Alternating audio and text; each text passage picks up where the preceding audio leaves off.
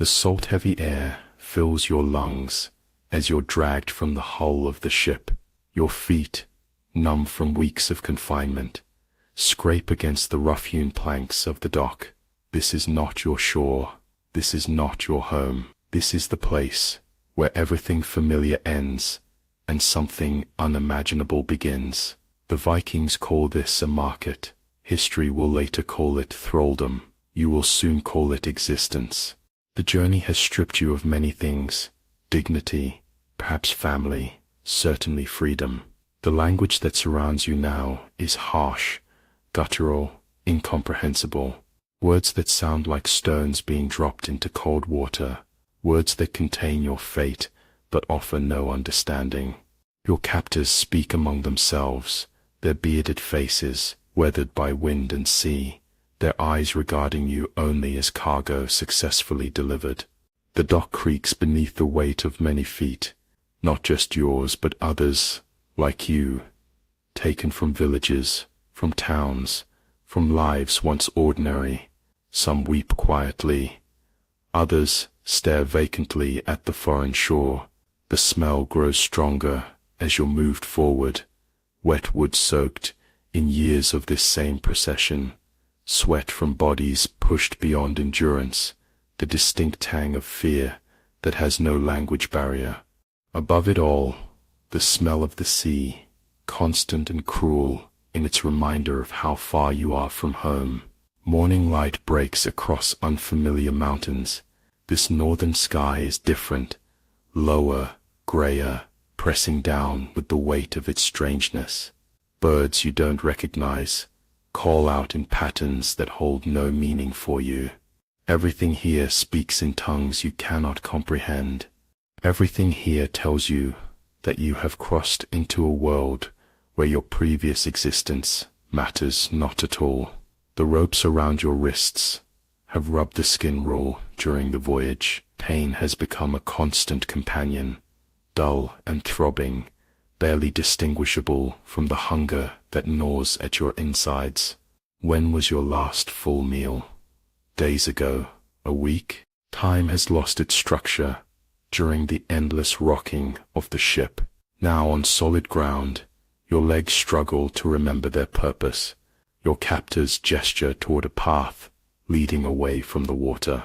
Wooden buildings rise up ahead, smoke curling from gaps in their roofs. Between them, movement, people going about their day in this place that is their home and your prison. They barely glance at the procession of new arrivals. This scene is commonplace here. The arrival of the ships, the unloading of human cargo, the preparation for market day. Move, and says one of your captors, the word incomprehensible, but the shove that accompanies it needs no translation. Your feet find their rhythm, one before the other, each step taking you further from everything you've ever known. The ground beneath you changes from dock planking to mud-packed earth. The path winds between buildings constructed of timber and stone, different from the structures of your homeland. Everything here is built against the cold, against the wind, against the harshness of a climate you're now forced to endure. Windows are small, doors heavy. Even the architecture speaks of a world closing in around you. Ahead you hear it before you see it, the sound of commerce, of voices raised in negotiation, the distant clamor of the market that awaits. The sound grows as you approach, a cacophony of voices, animal noises, the clang of metal. A marketplace should sound inviting, the vibrant center of community life. This one sounds predatory. Your group is led to a side building, away from the main thoroughfare. A holding pen before the market opens officially.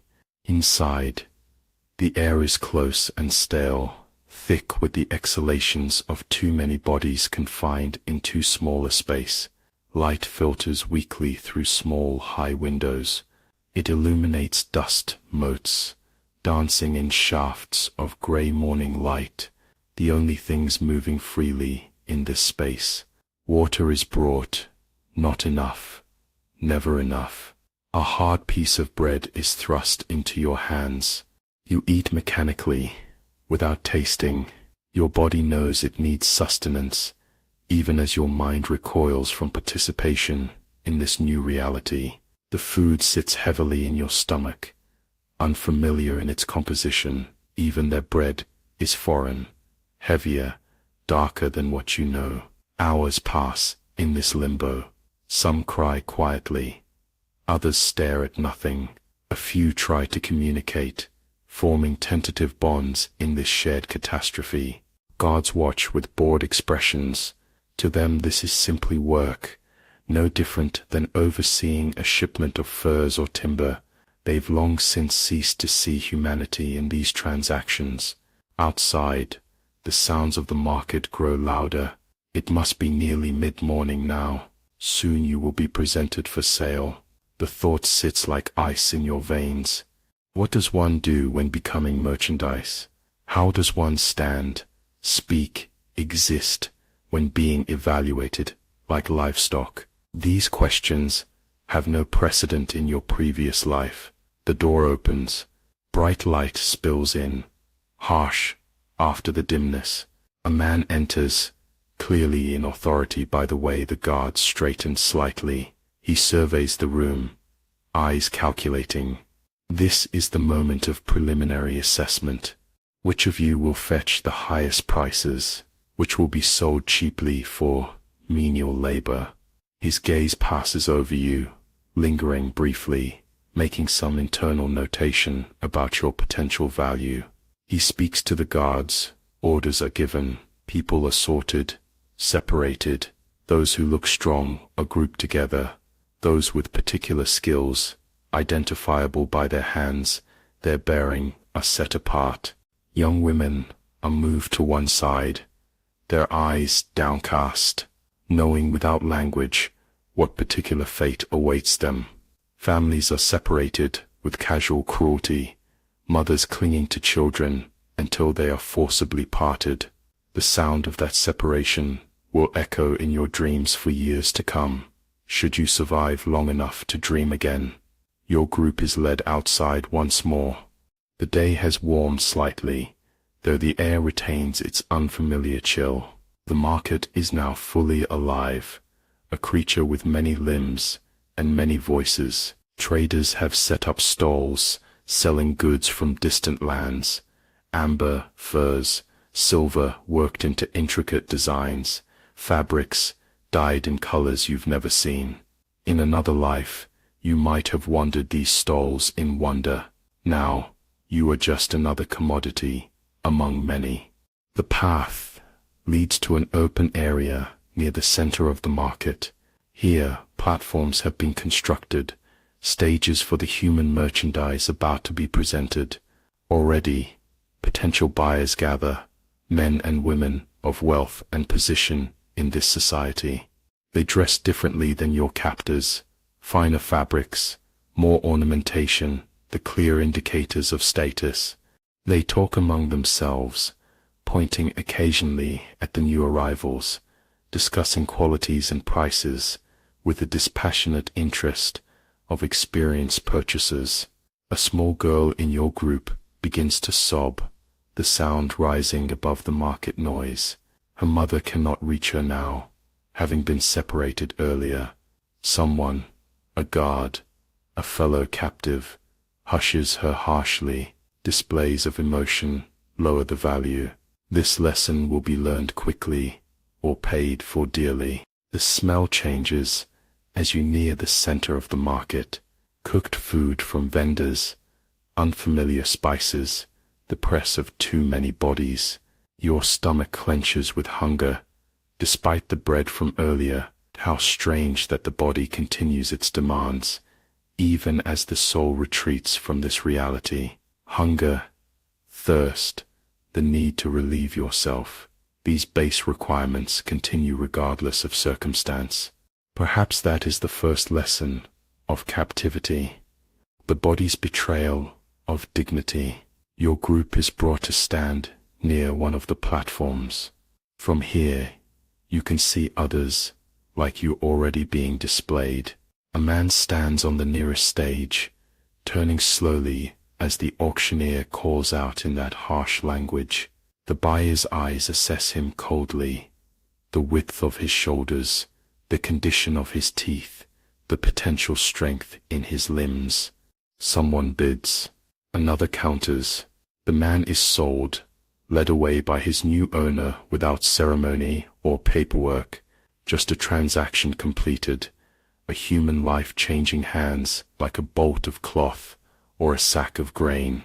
The wind shifts, bringing the scent of the sea again, so close, that vast expanse of water that brought you here, so impossible to cross again toward home. The sea that was once a boundary, a barrier between peoples, has become instead a road for raiders, a highway for commerce in human misery. You breathe in that salt air, and something inside you begins to accept that there will be no return journey. Your group shuffles forward as the selling continues. Each step brings you closer to the platform, closer to the moment of your own commodification. Guards watch carefully now. This is the moment when desperation might drive some to attempt escape. But where would you run? In what direction lies safety in this foreign land? The language barrier alone would betray you within moments of flight. The sun climbs higher, beating down on your unwashed head. Thirst returns, more insistent now. No water is offered. Discomfort makes for eager sellers, less resistant merchandise. Your mouth feels like it's filled with sand, your tongue swollen and awkward when they ask your name. If they ask at all, how will you even form the sounds to answer? Another step forward. The platform is only 3 people away now. You can see more clearly the man conducting the sales. He stands with the confidence of someone who has done this countless times, who knows how to extract maximum value from human cargo. His voice rises and falls in practice cadence, pointing out features, suggesting users, negotiating with the crowd of buyers.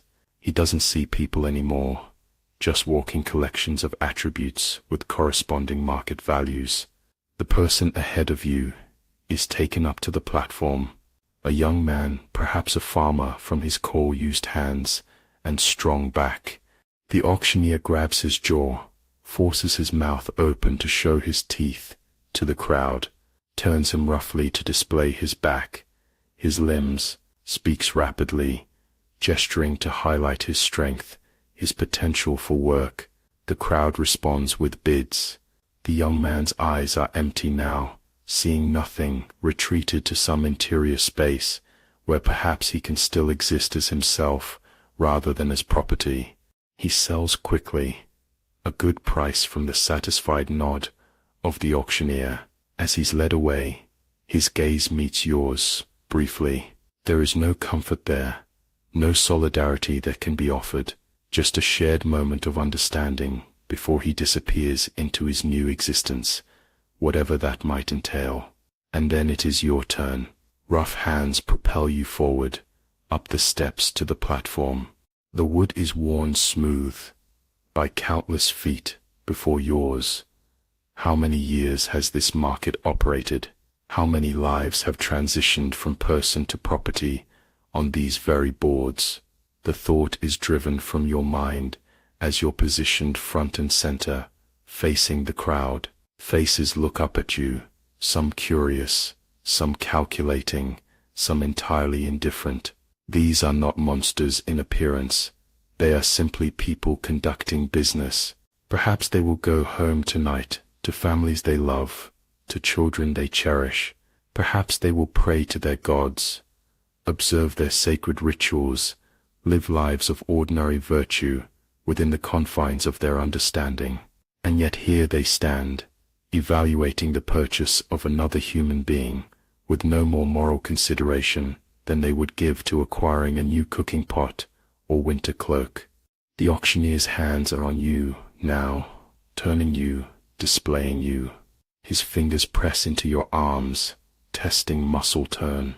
His voice rises and falls in sing-song patterns, presumably listing your attributes, suggesting your potential uses.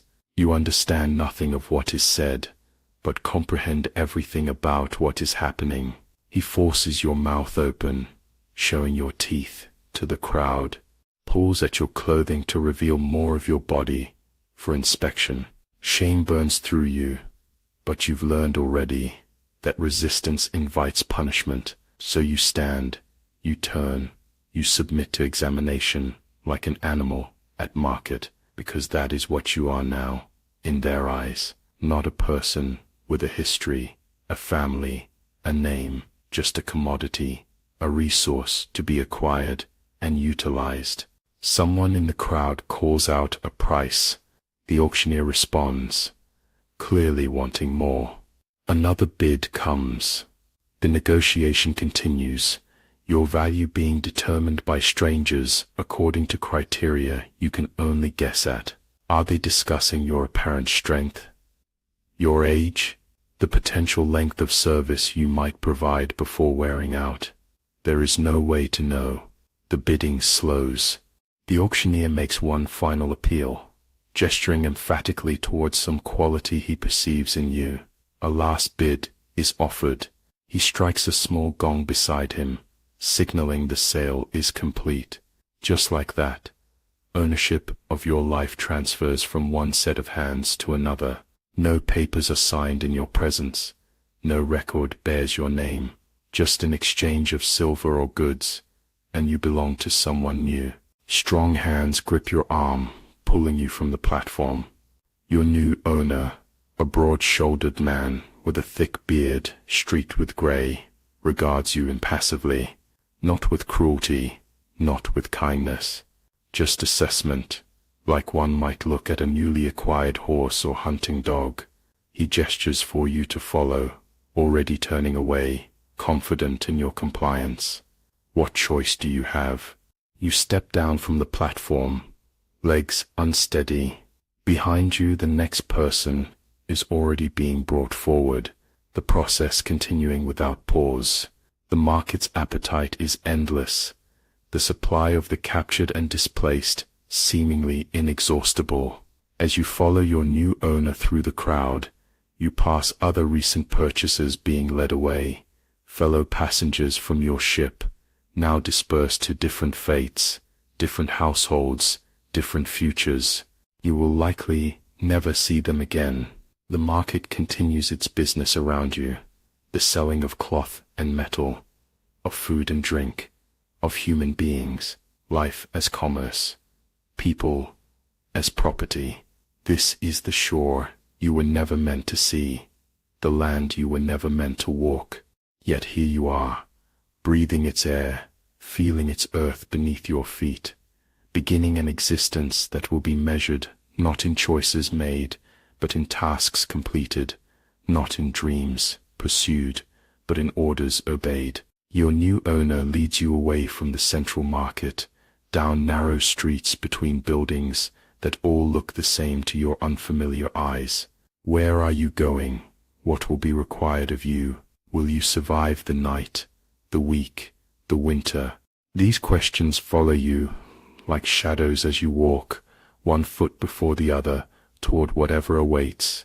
The market swallows you whole, not just physically, as you stand upon the weathered platform, but existentially, consuming your personhood and digesting it into something else entirely, something purchasable, something with value measured by the calluses on your palms, the width of your shoulders, the apparent submission in your eyes.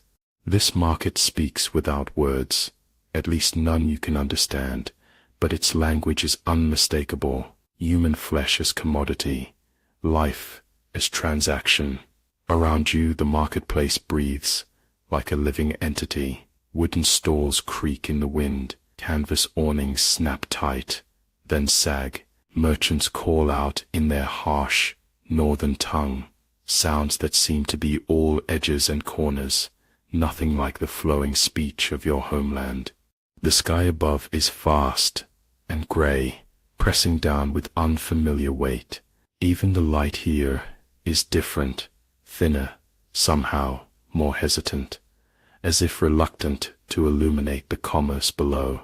Your feet are bare against the rough-hewn boards of the display platform. Splinters catch against your skin, small, sharp reminders of your new reality. How strange that you still feel such minor discomforts when larger horrors surround you. The mind clings to manageable pains when the greater ones threaten to overwhelm. The auctioneer's hands are like tools, impersonal, mechanical, designed for assessment rather than connection. They prod at your ribs, squeeze your arms, tilt your head to show your profile to potential buyers. His touch isn't intentionally cruel, just methodical, like a carpenter might examine wood for quality before beginning his work. You are raw material now, nothing more. Below the platform, faces look up at you, some curious, some calculating. The crowd is not what you might have imagined, not just warriors and raiders, but ordinary people, women with children at their hips, elderly men leaning on walking sticks, youths barely old enough to trade. Some look prosperous in their fine wool clothing, decorated with intricate brooches.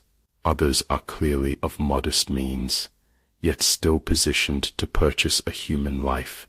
In their society, even the middling classes may own others. You try to read their expressions, searching for kindness, for compassion, for any quality that might make your future bearable. But their faces reveal nothing beyond practical assessment.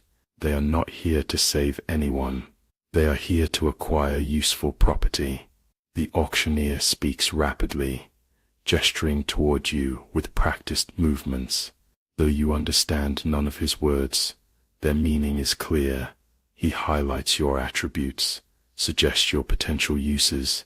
Are you strong enough for field work, skilled enough for crafts, docile enough for household service? Your value is being calculated according to an equation you cannot see, but whose solution will determine your fate. A woman in the crowd points toward you, saying something to the man beside her. They confer briefly. He nods, then raises his hand to signal interest. The auctioneer acknowledges the bid with a quick nod, then continues his sales pitch, clearly hoping for more. Another hand raises from the back of the crowd. The bidding has begun. What is your price? What is the value of a human life, of your life specifically? These numbers being called out, do they represent a high amount or a low one? Are you being sold cheaply or at premium? There's no way to know. Currency itself is foreign here. Silver pieces of unfamiliar weight, goods bartered in exchange, values assigned by a market economy you don't understand. Your legs begin to tremble from standing so long. Weakness shows value, so you lock your knees, willing yourself to remain upright. The ship journey has taken its toll. Weeks of confinement, inadequate food, the constant motion of the waves. Your body feels hollowed out, a shell of what it once was, yet you must appear strong enough to be worth the price. The crowd's attention shifts momentarily as something happens elsewhere in the market, a fight perhaps, or some other spectacle. The auctioneer raises his voice, recapturing their focus. His hand grips your shoulder, turning you in a full circle for the crowd's inspection. The casual intimacy of the touch, how quickly the boundaries of your body have ceased to belong to you. The bidding intensifies between two potential buyers, a heavy-set man with a gray-streaked beard and a woman whose fine clothing marks her as wealthy, perhaps the wife of a chieftain or successful merchant. They eye each other across the crowd, each raise of the hand more deliberate than the last. The crowd watches with interest, not for your sake, but for the drama of competition. Who will yield first? The auctioneer's excitement grows with each higher bid. His voice rises, his gestures become more animated. He is earning a percentage, perhaps his livelihood dependent on how much human misery can be exchanged for silver. The thought comes to you with surprising clarity. Everyone here is making their living from your suffering. The raiders who captured you, the ship's crew who transported you, the auctioneer who sells you, the buyer who will work you, a whole economy built on stolen lives. The woman makes one final bid, decisive and firm. The bearded man hesitates, calculates, then shakes his head slightly. He will go no higher. The auctioneer looks to the crowd for any further interest. Finding none, he strikes the small wooden block in his hand against the platform railing. The sale is complete. You have been purchased. A young man, presumably the woman's servant, comes forward with a length of rope. He looks at you without expression as he binds your wrists, not cruelly tight, but secure. The other end he holds loosely, ready to lead you away. The woman herself does not approach. She simply nods to the auctioneer, who makes note of the transaction in some record. Perhaps her name, the price paid, not your name. That has no relevance here. As you're led from the platform, the next captive is already being brought up. The process continues without pause. An endless cycle of transformation, person to property, life to commodity. You look back once, catching the eye of those still waiting. What can you possibly communicate in that glance? No reassurance would be honest. No warning would be helpful. There is only shared recognition of the incomprehensible. Your new owner waits at the edge of the crowd. Up close, she is neither young nor old, perhaps 40 winters, her face lined with authority rather than hardship. Her clothing is well made, dyed a deep blue that must represent significant wealth. She wears silver at her throat and wrists, amber beads around her neck. She studies you with clinical interest, as one might inspect any newly acquired possession. She speaks to you, words you cannot understand. Her tone is not harsh, simply matter of fact. When you don't respond, she frowns slightly, then speaks to her servant instead. He nods, tugs gently on the rope. You are to follow. The market continues its business around you as you're led through the crowds. Other slaves are being sold, inspected, transferred to new owners. Some look freshly captured, like yourself. Others bear the resigned expression of those long accustomed to bondage. You pass a young woman being examined by potential buyers, her eyes fixed determinedly on something distant, perhaps a memory of home, perhaps nothing at all. The dissociation of the spirit from present horror. You understand it already. The noise of the market surrounds you, haggling over prices, greetings between acquaintances, the ordinary sounds of commerce. Children dart between stalls, playing games oblivious to the human transactions taking place. Dogs wander, hoping for scraps. Somewhere, music plays, a stringed instrument whose melody sounds alien to your ears. How strange that such normal activities continue alongside such profound suffering, the mundane and the monstrous coexisting without contradiction. Your owner stops at another stall, speaking to the merchant there. She points to your feet, then to the goods displayed, simple leather shoes, crudely made. The transaction is completed. The shoes are handed to you. This small mercy is unexpected. Not kindness, you realize, but practicality. A slave with injured feet cannot work effectively. You put the shoes on, your fingers clumsy with the unfamiliar fastenings. They don't fit well, but they will protect against stones and thorns. The leather is stiff, unbroken. They will rub blisters before they conform to your feet. Another discomfort among many. The journey continues through the marketplace. Your owner stops occasionally, conducting other business, purchasing food, cloth, household items, normal errands on an abnormal day. You stand silently beside her servant, watching, learning. Every interaction provides clues about this society, this language, this new existence you must somehow navigate. Other slaves pass by with their owners. Some glance at you briefly, a flash of recognition in their eyes. Others keep their gaze downcast, having learned that noticing too much invites trouble. Some appear to have been here for years. They speak the language, understand commands, move with the practiced efficiency of those who have adapted to survive. Will that be you someday? The thought brings no comfort. Your owner finishes her transactions and indicates it's time to leave the market.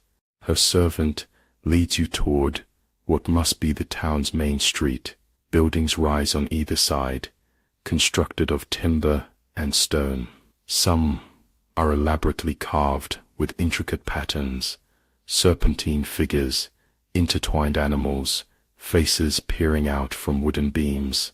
These designs speak of a culture with its own artistic traditions, its own gods, its own understanding of the world, a world into which you have been forcibly inserted without map or guide. The streets grow quieter as you move away from the market center. The press of bodies thins, the cacophony of commerce fades. Now you hear other sounds, the clank of a blacksmith's hammer, chickens scratching in a side yard, women's voices singing as they work at some household task. Ordinary life continuing all around the extraordinary rupture of your own existence. Children stare as you pass. To them, you are a curiosity, something new and strange.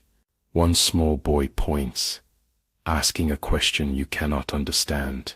His mother hushes him, pulling him away, perhaps explaining that it's rude to point at the property of others, or perhaps warning him that strangers from distant shores carry unfamiliar dangers. Either way, you are other, outside, apart. The new shoes rub painfully against your ankles as you walk. Each step brings a fresh burst of discomfort, yet you dare not slow your pace. The servant holding your rope seems neither cruel nor kind, simply performing his assigned task. He glances back occasionally to ensure you're following, his expression neutral. Was he born free, you wonder, or was he once where you stand now? Has he simply climbed one small step up the ladder of this hierarchical world? Your owner walks ahead, her back straight, her pace unhurried.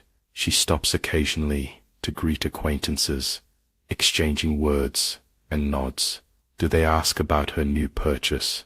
Do they comment on your appearance, your potential usefulness? Do they congratulate her on what they perceive as a good acquisition? Their looks in your direction suggest you are at least part of the conversation, though never its intended audience. The town begins to thin out, buildings spaced further apart. Ahead, you see what must be larger homesteads, substantial wooden structures surrounded by outbuildings, animal pens, cultivated fields, the home of a prosperous family, perhaps several related families living together. Is this where you're being taken? What awaits you there? As you walk, your mind catalogues everything: the layout of streets, the position of the sun, the direction of the coast, not with any real hope of escape, but because knowledge has become the only possession you can still claim. Information might, someday, mean survival. Other slaves work in the fields you pass. They straighten momentarily to watch your procession, another addition to their ranks. Their eyes hold knowledge you have yet to acquire, the specific rhythms of work here, the expectations, the punishments for failure. Some will have been born into this society, but lost their freedom through debt or crime. Others, like you, were captured from distant lands. All share the same status now, regardless of origin. A cart passes, laden with freshly cut timber. The driver nods respectfully to your owner, but pays you no notice. Why would he? You are not a person to be acknowledged, merely a possession being transported, like the timber in his cart. You are simply a resource acquired for use. The dirt road rises slightly as you approach what must be your destination. A large homestead stands at the crest of a gentle hill, several connected buildings forming a rough square, open in the center. Smoke rises from multiple hearths. People move about on various tasks. Fields stretch out behind, and beyond them, the dark line of a forest marks the boundary between cultivation and wilderness. Your owner speaks to her servant, gesturing toward the main building. He nods, then tugs gently on your rope, directing you toward a side entrance instead. Of course, you would not enter through the same door as the family. Your place is with the other tools, the other possessions, the other resources maintained for the household's benefit. As you approach, others pause in their work to observe you. Men hauling water, women grinding grain, children tending to smaller animals. Their clothing marks them as servants or slaves. Simpler fabrics, less adornment, the practical garb of those who labor.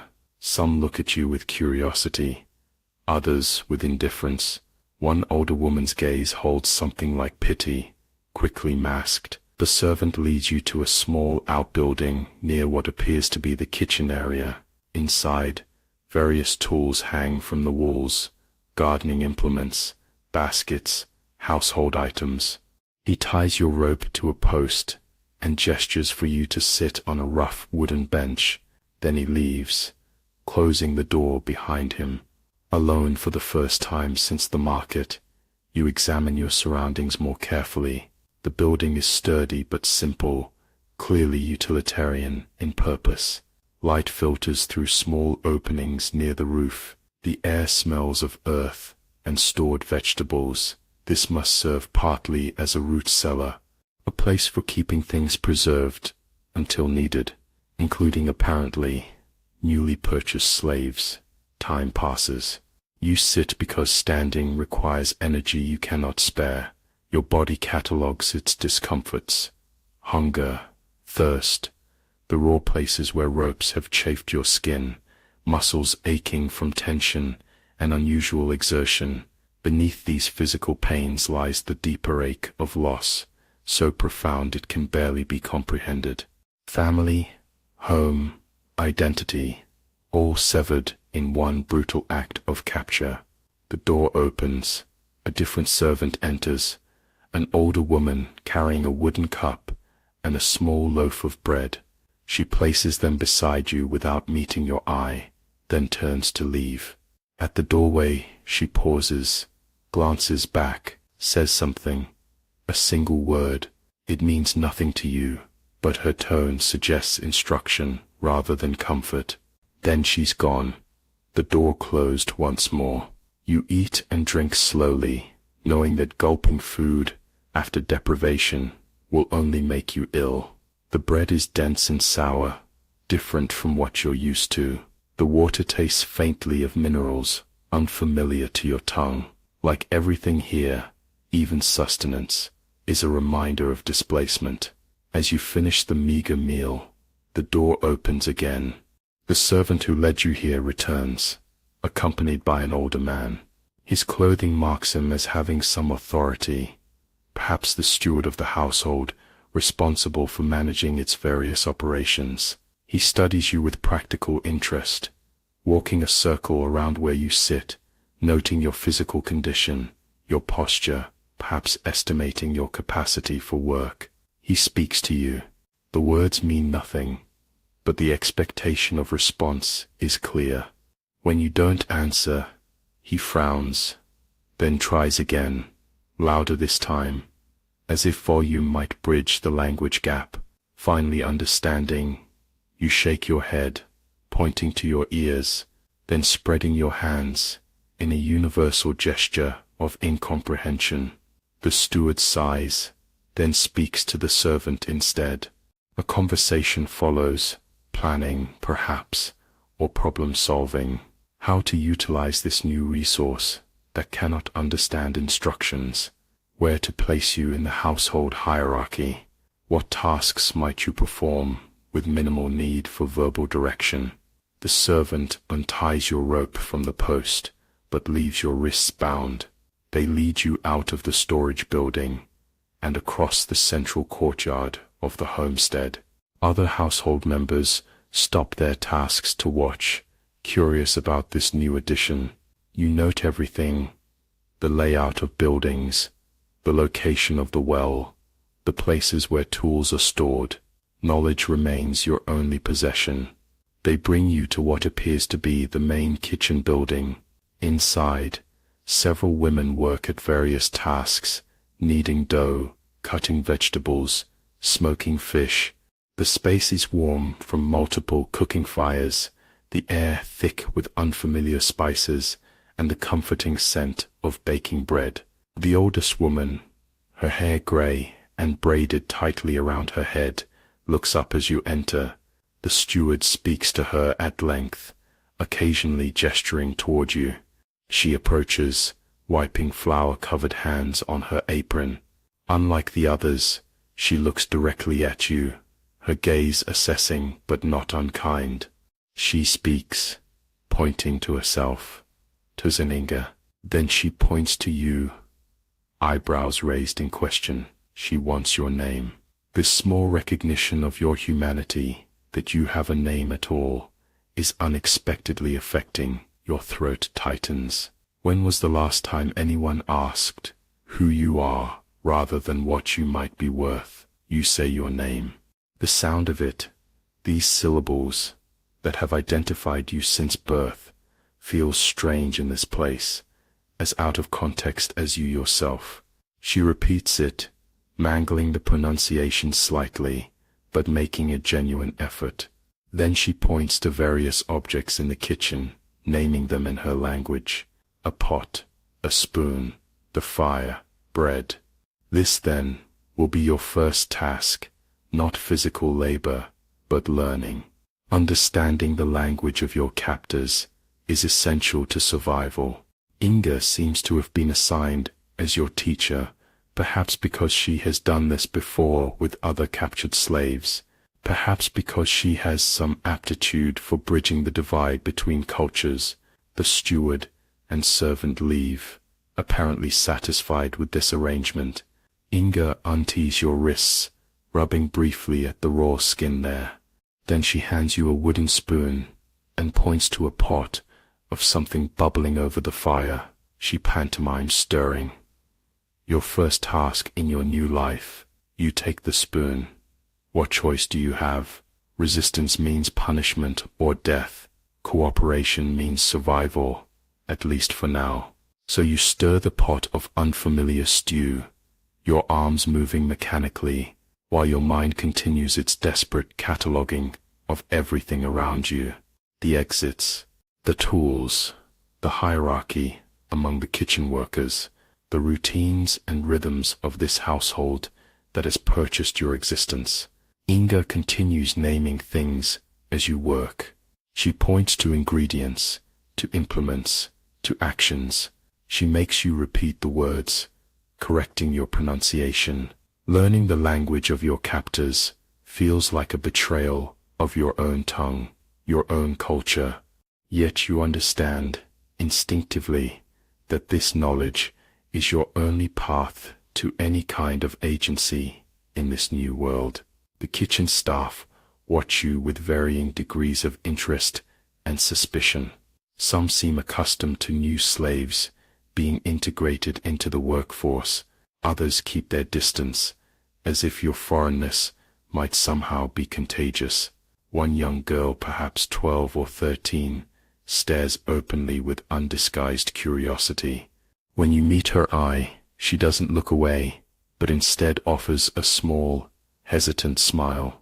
This tiny gesture of recognition of your shared humanity lodges in your chest like a stone. Hours pass in this strange, slow introduction to your new existence. You are shown where to find water, where to dispose of food scraps, how to maintain the cooking fires at the proper temperature. Inga demonstrates, you imitate. Words are exchanged, hers confident, yours halting and unsure. This mundane work, this ordinary instruction, unfolds against the extraordinary backdrop of your recent traumatic dislocation. The mind struggles to reconcile such extremes. As daylight begins to fade, the kitchen's activity intensifies. The evening meal for the household must be prepared. More workers arrive to assist. You are positioned at a table and handed a knife and a pile of root vegetables. The task is simple enough, cutting them into uniform pieces for the stew, but holding a blade, even one as practical and mundane as this kitchen knife, awakens something in you, a dangerous thought. This could be a weapon. Inga watches you closely, as if reading the momentary calculation in your eyes. She says something too complex for your limited understanding, but her tone conveys warning. She gestures around the bustling kitchen, then toward the doorway where a guard now stands, casually but unmistakably monitoring the activity within. The message is clear. Whatever you might be contemplating, it has been tried before, it has failed before. You nod your understanding and focus on the vegetables. The knife is for slicing carrots and turnips, not for desperate acts of resistance. Not today, at least. Perhaps not ever. Survival first, all else must follow. The household's evening meal is prepared and taken to the main hall by servants of higher status than yourself.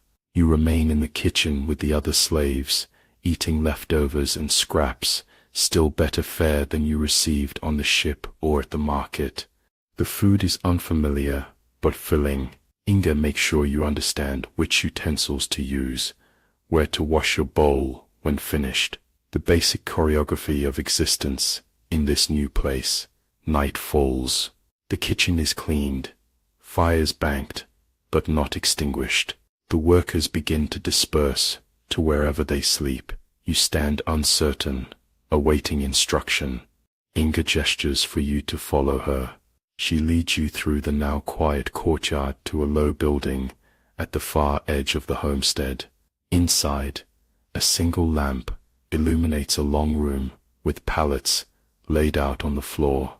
Some are already occupied, shapes huddled under woolen blankets, the soft sounds of sleep or quiet conversation. Inga points to an empty pallet in the corner. Your sleeping place. She hands you a rough blanket, then points to yourself, then the door, then makes a gesture of locking or securing.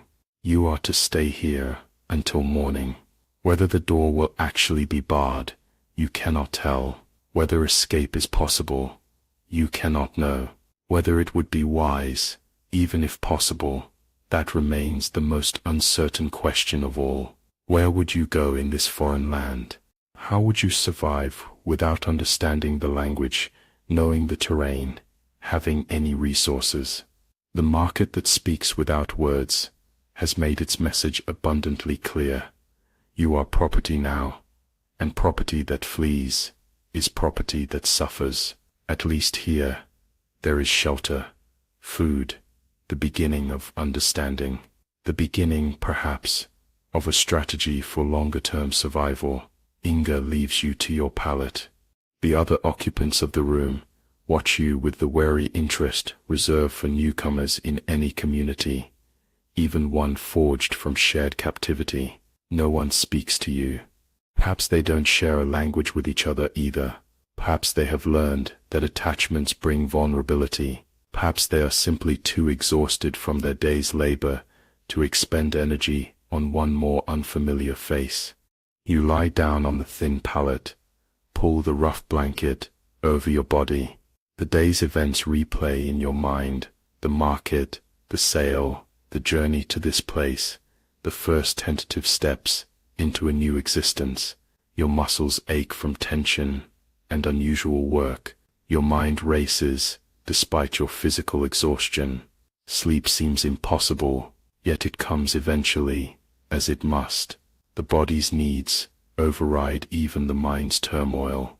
Your last thought before unconsciousness claims you is a simple inventory. You have survived the ship, survived the market, survived the first day. Tomorrow you will survive again, and perhaps, in that continued survival, find some way to remain yourself, despite everything the market, without words, has tried to make of you.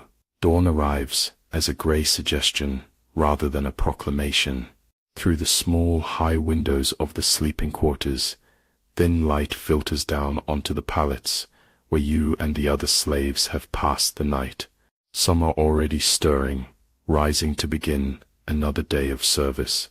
Your body protests, muscles stiff from unaccustomed labor, joints aching from the thin sleeping mat, mind still foggy with dreams of home that dissipate like morning mist upon waking. No one needs to tell you to get up. The rhythm has been established, the expectation clear. You rise when the others rise. Follow when they follow. This is survival in its most basic form. Observation and imitation. The chains that bind you now are not all physical.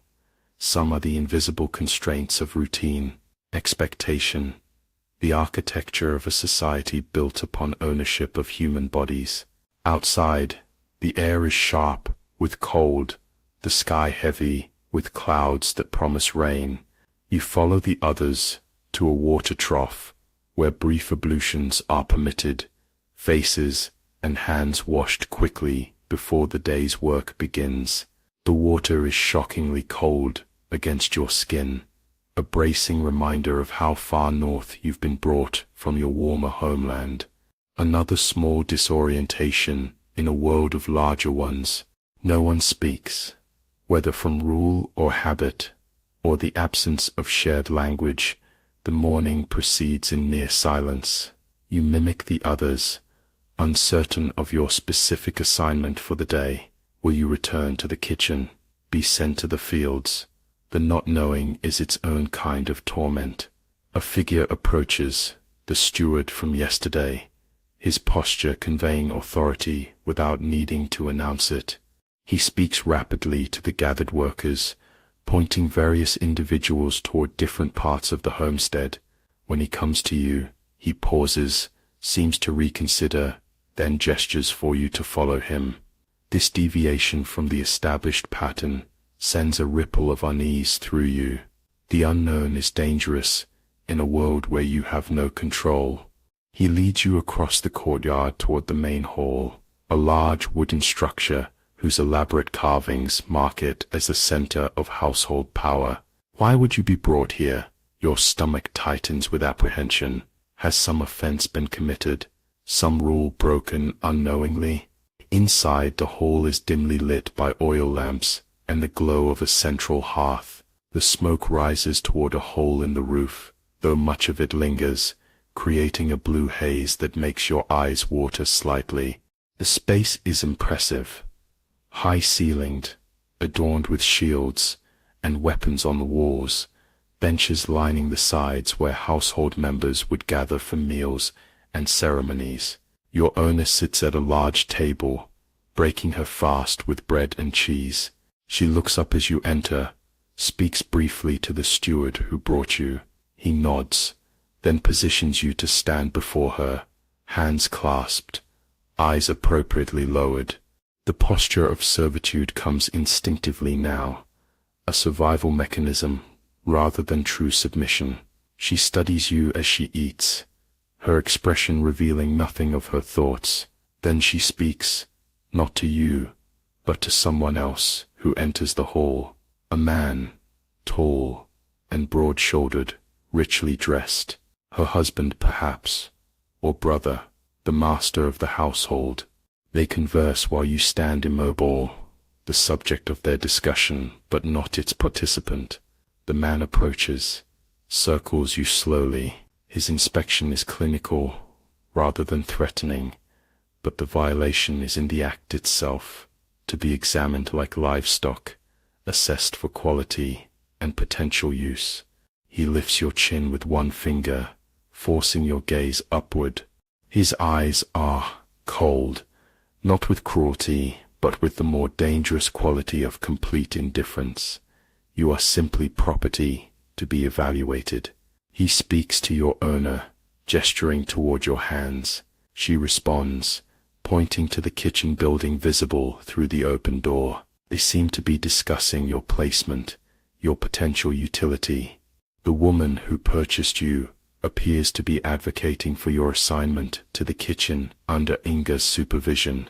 The man seems skeptical, perhaps preferring you be sent to harder labor in the fields or workshops. The debate continues, incomprehensible in its specifics, but clear enough in its general meaning. Your fate is being decided, not the larger fate of your captivity, which was sealed at the moment of your capture, but the smaller fate of your daily existence. Will your body be broken quickly by heavy labor, or worn down more slowly by the continuous demands of household service? Finally, the man shrugs, apparently conceding to the woman's preference. She nods, satisfied, then speaks to the steward who brought you here. He bows slightly, then takes your arm to lead you away, back across the courtyard, toward the kitchen where you spent yesterday's hours. This, then, will be your assigned place, at least for now, at least until someone with authority decides otherwise. Inga looks up as you enter, her expression revealing nothing. She gestures for you to approach, then hands you a rough cloth apron, indicating you should put it on. As you tie it around your waist, she points to various tasks that need doing: dough to be kneaded, vegetables to be prepared, water to be fetched. The day's work begins without ceremony or further instruction. Hours pass in repetitive labor. Your hands learn what your mind still struggles to comprehend, the rhythms and requirements of this new existence. Inga continues your language instruction as you work, naming objects, actions, simple commands. She makes you repeat words until your pronunciation satisfies her. This learning feels simultaneously like survival and surrender. Each word of their language mastered is another step away from who you were before. Midday brings a brief respite, a simple meal eaten quickly before returning to work. You sit with the other kitchen slaves on rough benches outside the building. No one speaks to you, though occasionally glances are exchanged. Are they unfriendly or simply cautious? Is there solidarity to be found here, or has suffering made them too protective of what little peace they've carved out for themselves? One woman, somewhat older than yourself, moves slightly to make more room for you on the bench. This tiny gesture, this minimal acknowledgement of shared humanity, feels disproportionately significant. You nod your thanks. She returns the nod, then continues eating her bread and cheese in silence. But something has passed between you, some recognition, perhaps the first tenuous thread of connection in this place, where all previous connections have been severed. The afternoon brings new tasks. Inga leads you outside to a garden area, where herbs and vegetables grow in neatly tended rows. She demonstrates how to harvest certain plants without damaging others, how to tell which are ready and which need more time. The familiar work of growing things offers a strange comfort.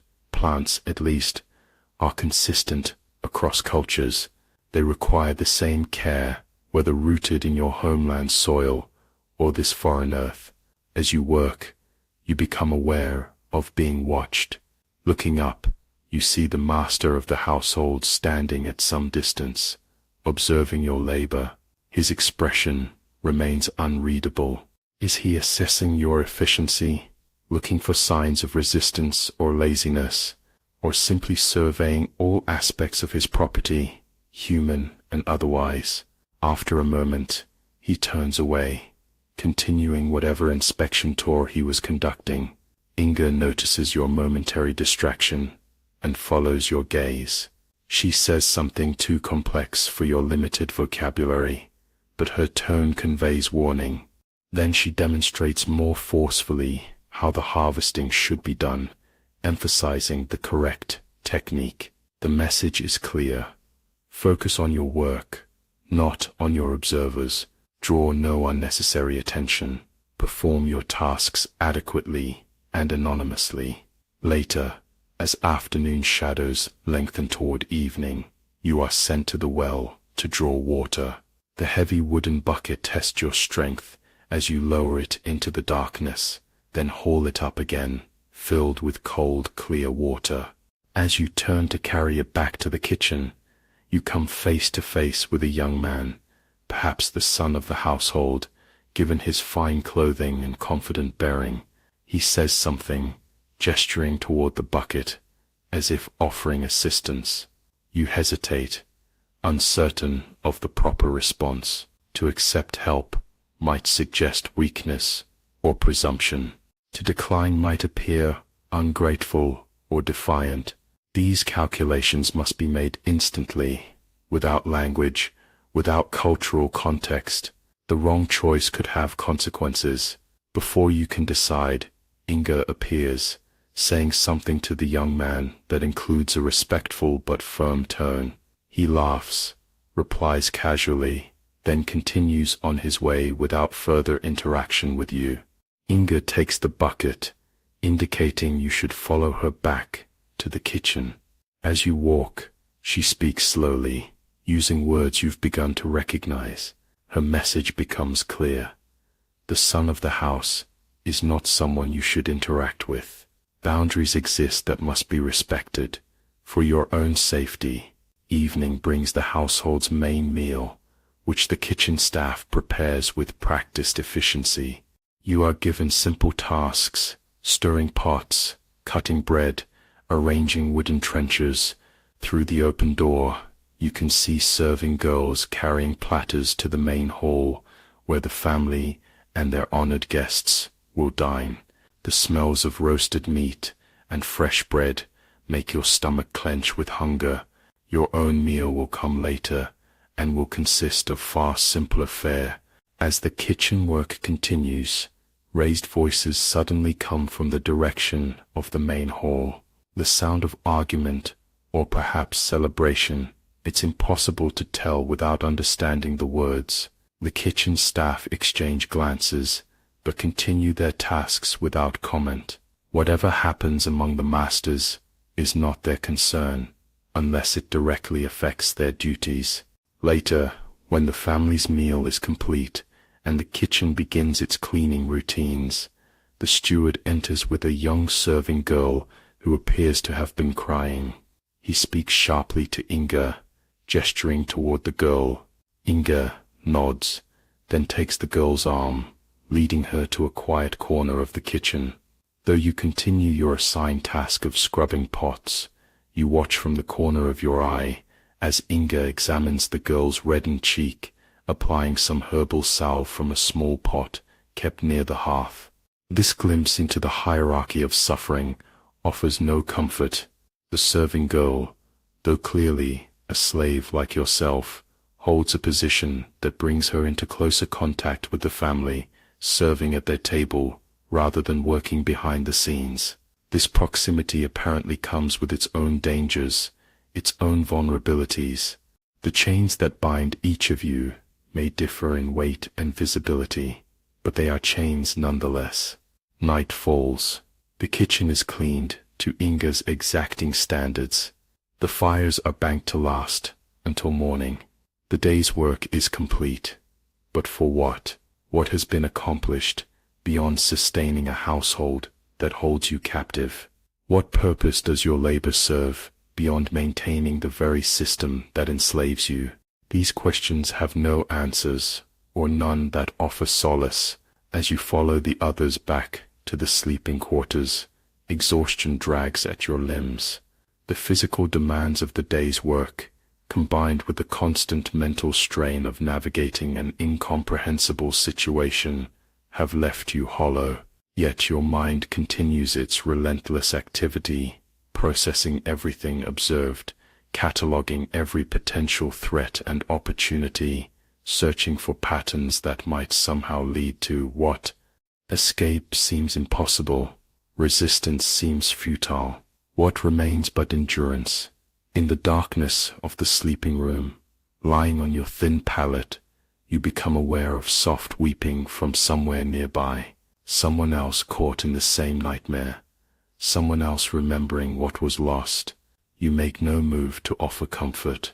What comfort could possibly be given? The sound eventually subsides, replaced by the deeper breathing of exhausted sleep.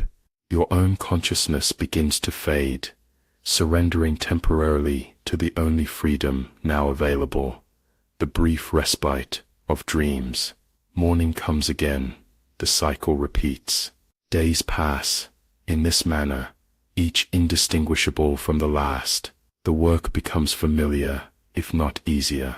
Your vocabulary grows, though slowly, enough to understand basic commands, to name common objects, to respond to simple questions.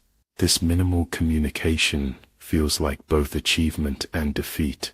Every word learned in their language pushes your mother tongue further into memory. The household's rhythm becomes apparent with time. You learn which days bring which tasks: brewing day, baking day, washing day. You learn which members of the household to avoid: the master's brother, quick to anger and free with his fists, and which might show small kindnesses: the old grandmother, who sometimes slips extra food to the kitchen slaves when no one is watching. You learn the boundaries of your existence, where you may go, when you may speak, what you may touch. Weeks pass. The weather grows colder. Your thin garments provide inadequate protection against the chill, but you adapt, moving more quickly to generate warmth, staying near the kitchen fires when possible. You watch the free members of the household don heavy wool cloaks and fur-lined boots. Such comforts are not for the likes of you. One morning, you wake to find snow falling beyond the small windows. The white flakes drift silently from a gray sky, transforming the landscape into something alien and beautiful. You have never seen snow before. In your homeland, the worst winter brought only rain and wind.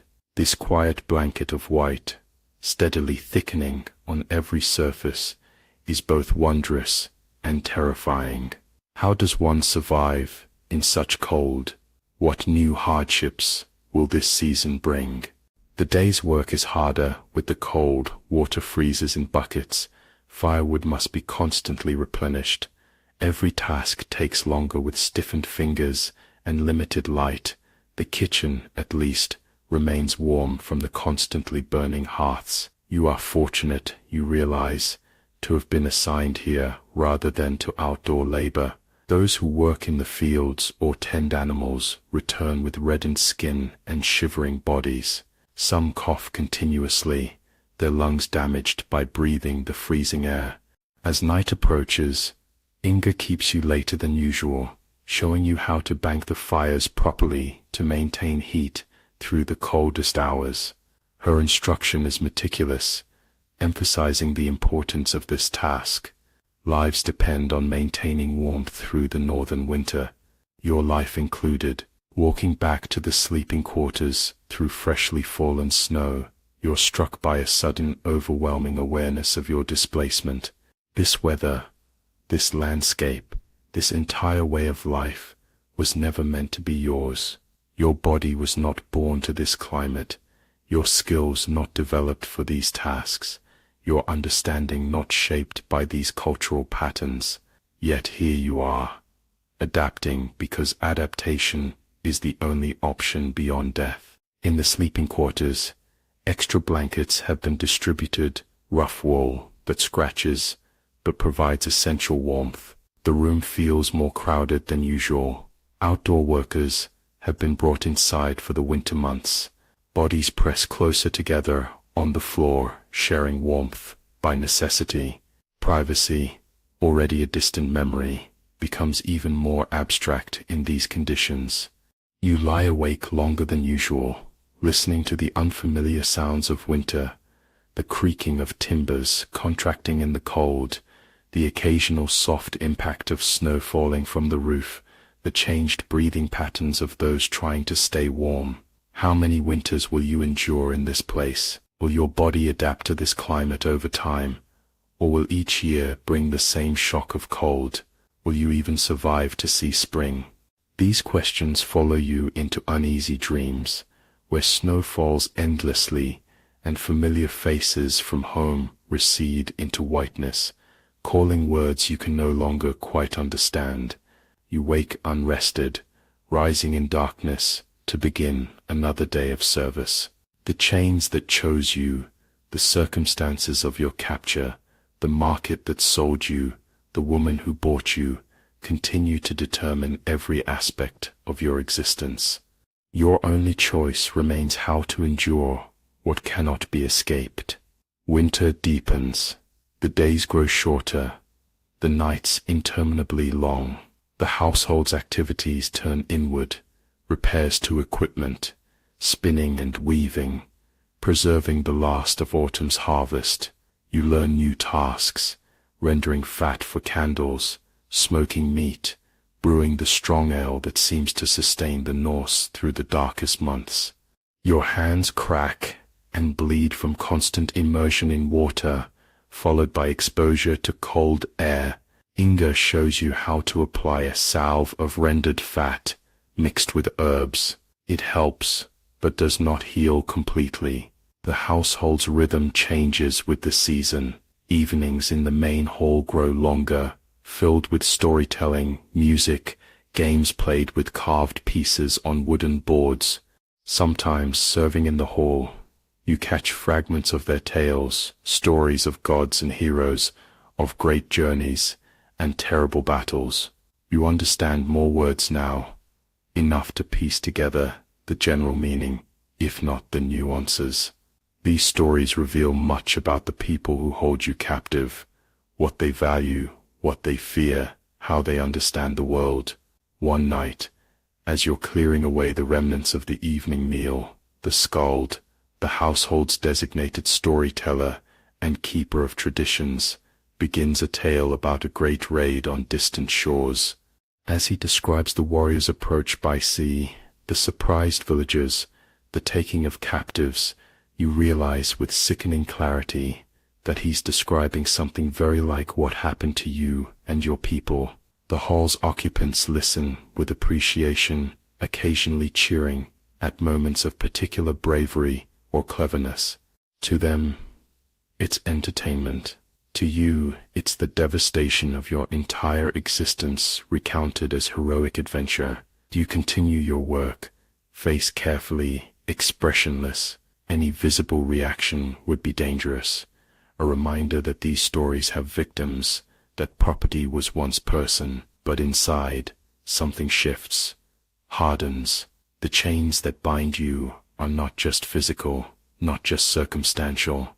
They are forged from an entire worldview that sees your suffering as insignificant, your captivity as natural, your very humanity as conditional.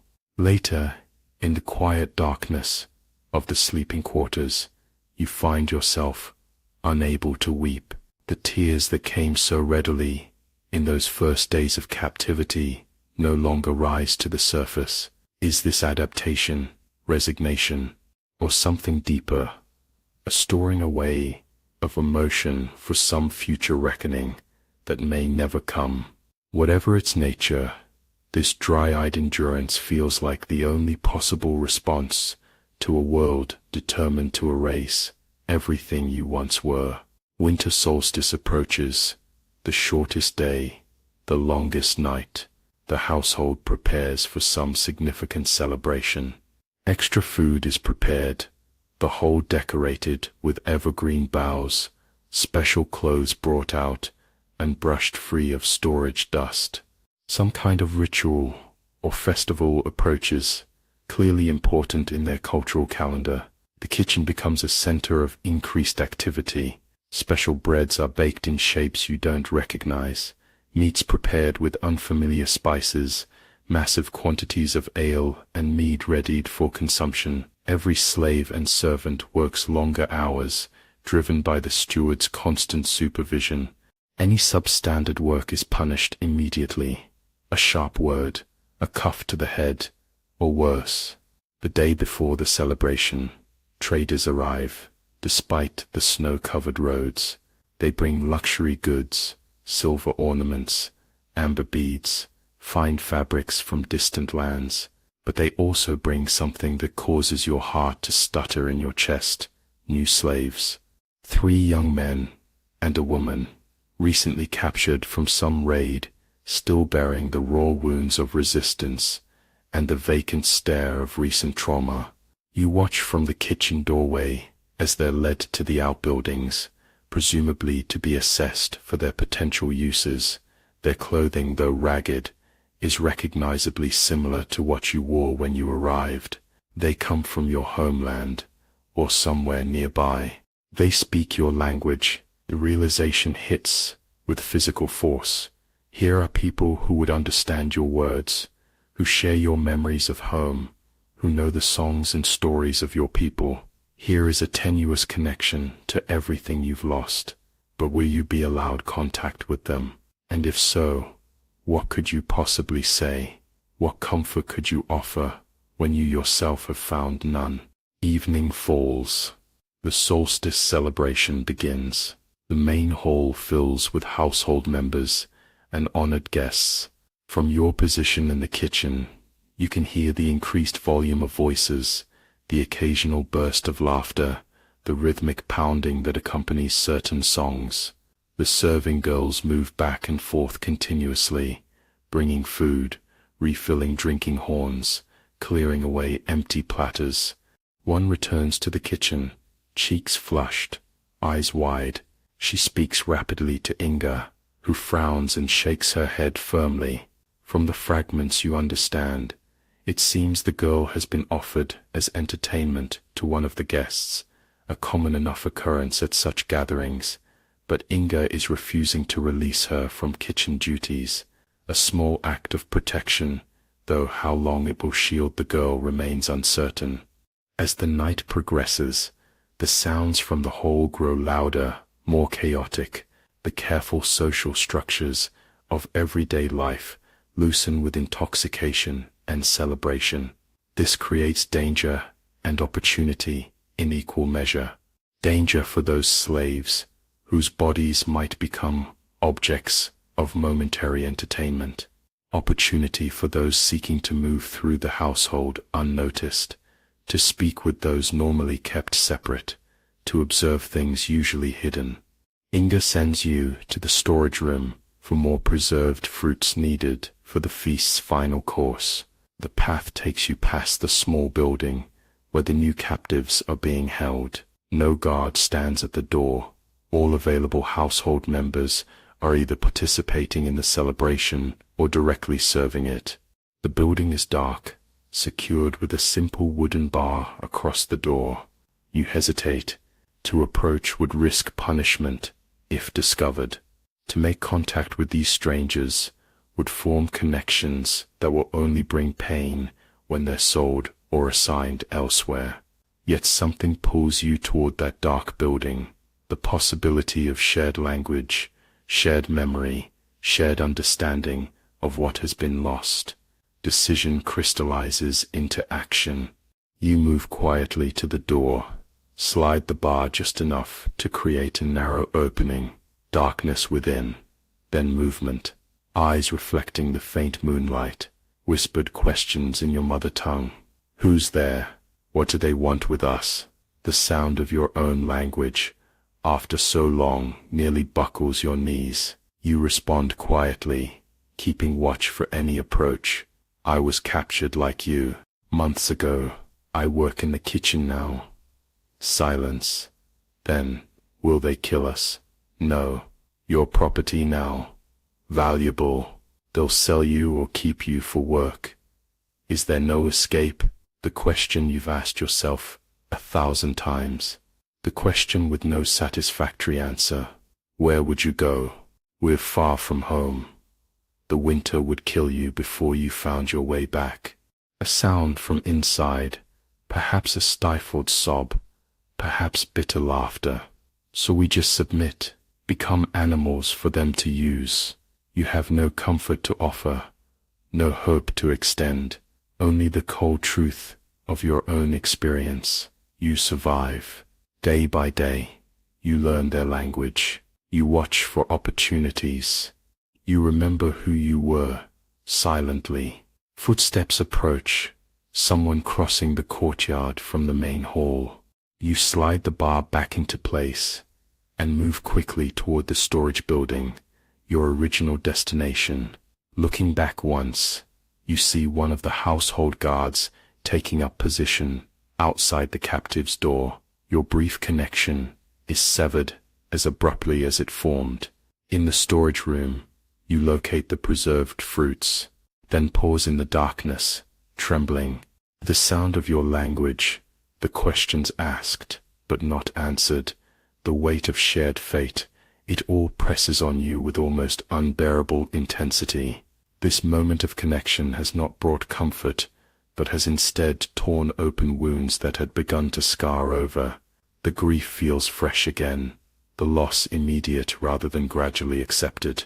You return to the kitchen, fruits in hand, face carefully composed to reveal nothing of what has transpired. Inga glances at you. Has your absence been too long? Does she suspect some transgression? But then turns back to her work without comment. The feast continues.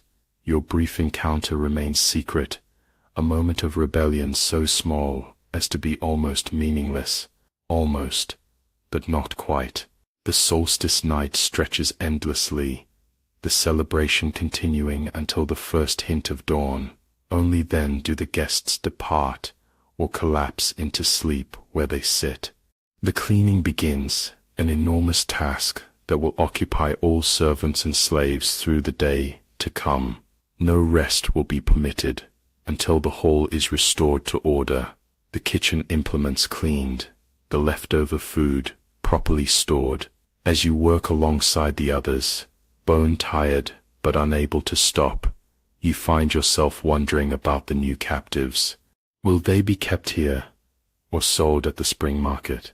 Will they adapt as you have, learning to navigate this new reality? Or will they resist, inviting harsh consequences? The chains that chose you have now chosen them as well. Different bodies, same outcome. The day after solstice passes in a blur of exhausted labor. Evening brings no early rest. Too much remains to be done. It is nearly midnight when you finally return to the sleeping quarters, body aching beyond description, mind dulled with fatigue. Yet even as you collapse onto your pallet, something has changed internally. The brief connection with the new captives, the sound of your native language, has awakened something that had begun to go dormant. Not hope exactly, but recognition of your continued existence as more than just property, more than just labor. As sleep claims you, one thought remains. They cannot take what they do not know exists. Your memories, your identity, your internal resistance, these remain yours alone, hidden beyond the reach of ownership. The chains may bind your body and dictate your actions, but something essential remains unchained. In this recognition lies not freedom, but perhaps its distant ancestor, the remembrance of having once been free. The deepest winter settles over the homestead, like a shroud. Days blur into one another, distinguished only by their particular tasks: brewing day, washing day, butchering day. The routines of survival in this harsh northern climate become your entire existence. There is no past beyond what can be privately remembered. There is no future beyond the next meal, the next chore, the next shivering night. The silence grows within you, like ice forming over a pond, layer upon layer, day by day. Not just the absence of your native speech, though that loss cuts deeply enough, but a more profound quieting of your essential self. You speak when spoken to, answer when questioned, respond when commanded. But these sounds are functional, mechanical. divorced from any authentic expression of thought or feeling. The words that matter most remain unspoken, safely locked behind your teeth. Your understanding of their language improves steadily. Necessity is an effective teacher. You comprehend most basic instructions now, can follow conversations if they're spoken slowly enough, have mastered the vocabulary pertinent to your daily tasks. This increasing comprehension brings safety. Fewer misunderstandings mean fewer punishments, but also new pain. Now you understand when they discuss you as property, when they casually dehumanize you in their everyday speech, when they tell stories celebrating the raids that destroyed lives like yours. Inga notices your growing competence. She assigns more complex tasks, offers more detailed instruction. Her manner remains neither kind nor cruel, simply practical, managing you as a resource to be utilized effectively. Occasionally, though, something softer shows through her efficient exterior, a moment of patience when you struggle with a difficult task, an extra portion of food slipped onto your wooden plate when no one is watching, a warning glance when the master's mood turns dangerous. These small gestures cannot be called kindness, exactly. Perhaps they're simply the pragmatic maintenance of a valuable household asset. Perhaps they're the residual humanity of someone who has learned to survive in an inhuman system. Either way, they create a complicated web of obligation and gratitude that binds you to her, to your place, to your continued submission. Another form of chains, invisible but no less effective. The new captives from your homeland are gradually integrated into the household labor force. One young man is sent to the stables, another to the smithy as an assistant. The third man and the woman are assigned to field work, though this means little during the deep winter months. You glimpse them occasionally across the courtyard or during meal times, but direct interaction remains rare and dangerous. Once, passing the woman while carrying water from the well, you risk a few whispered words in your shared language. One, stay strong. Spring will come. She does not respond verbally, too risky, but her eyes meet yours briefly, acknowledging. This momentary connection sustains you for days afterward, a reminder that someone else remembers the world you came from, the person you once were. Winter solstice has passed, but many more cold, dark days stretch before the promise of spring. The household observes various rituals to ensure survival through this harshest season. Sacrifices to their gods, offerings at sacred trees, ceremonies you only partially understand, but are sometimes required to witness. Their religion seems harsh and practical, concerned with immediate survival rather than spiritual transcendence. Their gods reflect their own values: strength, cunning, endurance, loyalty to kin. Your own gods seem impossibly distant now. The prayers you were taught as a child feel hollow when whispered into your palate at night. What kind of deities would allow their faithful to be taken so far, to suffer so much? Yet something in you resists abandoning them entirely. They are part of what connects you to home, to your former self, to the web of meaning that once structured your existence. To forsake them would be another kind of surrender. One night, a violent storm descends upon the homestead. Wind howls around the buildings. Snow drives horizontally through any gap or crack. Temperatures drop to deadly levels. The sleeping quarters grow so cold that breath forms visible clouds. Blankets stiffen with frost. Extremities go numb despite huddling together for warmth. Someone, an elderly man who works in the grain storage, stops breathing before dawn. His body is carried out silently, another life erased without ceremony or remembrance. The storm continues for 3 days. Normal routines collapse as survival becomes the only priority, keeping fires burning, preventing livestock from freezing, ensuring water sources remain accessible. These tasks consume every waking hour. You work alongside 3 members of the household now, the usual social barriers, temporarily suspended by the common enemy of deadly cold. On the second night, with the storm still raging, you find yourself working beside the son of the house, the young man who once offered to help carry your water bucket. Together you struggle to secure a damaged section of stable roof that threatens to collapse under the weight of accumulated snow. The wind makes speech nearly impossible, but when a particularly violent gust nearly knocks you from the slippery roof, his hand shoots out, gripping your arm, preventing a fall that might have proved fatal. For a moment your eyes meet. Something passes between you. Not friendship, not equality, but simple recognition of shared humanity in the face of natural forces that care nothing for social hierarchies. He nods once, then returns to his task. The moment passes, the barrier descends again, but something has shifted, subtly, and perhaps meaninglessly, yet felt, nevertheless.